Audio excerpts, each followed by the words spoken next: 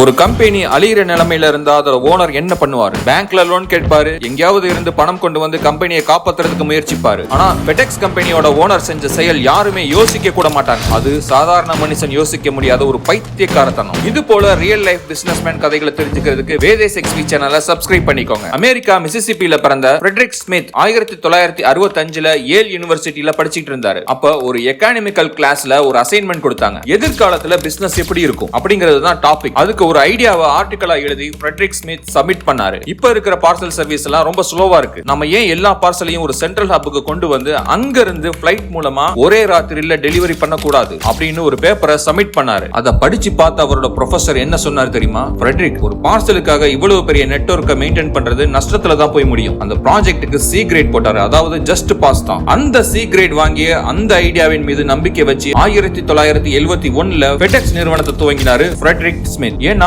அவரோட ஐடியால அவர் தெளிவா இருந்தார். இந்த கொரியர் சர்வீஸ்க்காக 14 கார்கோ பிளைட்டை வாங்கி பிசினஸ் சக்சஸ்ஃபுல்லா நடத்தவும் ஆரம்பிச்சாரு. FedEx கொரியர் சர்வீஸ்க்கு நல்ல வரவேற்பு இருந்துச்சு. நிறைய பேர் இவரோட சர்வீஸை பயன்படுத்த ஆரம்பிச்சாங்க. பிசினஸ் பொறுத்தவரை ரெண்டு விதம் இருக்குங்க. ஒன்னு, ஏற்கனவே மக்கள் இடத்துல தேவை இருக்கு, அந்த தேவையை பூர்த்தி செய்ய ஒரு நிறுவனம் தொடங்கலாம். ரெண்டாவது, மக்களுக்கு மத்தியில இப்படி ஒரு தேவை எதிர்காலத்துல வரும், அதுக்காக இப்ப இருந்தே இப்படி ஒரு பிசினஸ் தொடங்கி வச்சுக்கலாம் அப்படிங்கிறது ரெண்டாவது விஷயம். FedEx கொரியர் சர்வீஸ் எதிர்காலத்துக்கான ஐடியா. ஆனா இப்ப ரன் பண்ண காசு வேணுமே. அந்த நிதி நெருக்கடி ஃப்ரெட்ரிக் வந்துச்சு. ஒரு வெள்ளிக்கிழமை காலையில ஃப்ரெட்ரிக் ஸ்மித் தலைய பிச்சுக்கிட்டு உட்கார்ந்து இருந்தாரு. ஏன்னா திங்கட்கிழமை காலையில அவரோட பிளைட் எல்லாம் டீசல், அதாவது ஜெட் ஃபியூல் நிரப்பி பறக்கணும். அப்படி பறக்கலனா கஸ்டமர்ஸோட நம்பிக்கை போயிடும், கம்பெனியை இழுத்து மூட வேண்டியதுதான். விமானத்துக்கு ஃபியூல் போட தேவையான தொகை $24,000. ஆனா கம்பெனி அக்கவுண்ட்ல சுரண்டி பார்த்தப்ப தேர்ன தொகை வெறும் $5,000 தான். மீதி பணத்துக்கு என்ன பண்றது? இன்வெஸ்டர்ஸ் எல்லாம் கைய விரிச்சிட்டாங்க, பேங்க் லோனும் கிடைக்கல. இந்த தருணத்துல ஃப்ரெட்ரிக் ஒரு முரட்டத்தனமான பைத்தியக்காரத்தனமான ஒரு ஐடியாவை ஒன்னு செயல்படுத்தினாரு. கம்பெனி அக்கவுண்ட்ல இருந்த அந்த கடைசி $5,000 எடுத்துக்கிட்டு நேரா லாஸ் வேகாஸுக்கு பிளைட் ஏறினாரு. அங்க போய் கேசினோல போயிட்டு பேக் ஜாக் அப்படிங்கிற சீட்டுக்கட்டு மேஜையில போய் உட்கார்ந்துட்டாரு. சூது விளையாடலாம் அப்படின்னு முடிவு பண்ணாரு. ஜெயிச்சா கம்பெனி தப்பிக்கும், தோத்தா வீட்டுக்கு திரும்ப போக பிளைட் டிக்கெட் கூட காசு இருக்காது. சூதாட ஆரம்பிச்சாரு.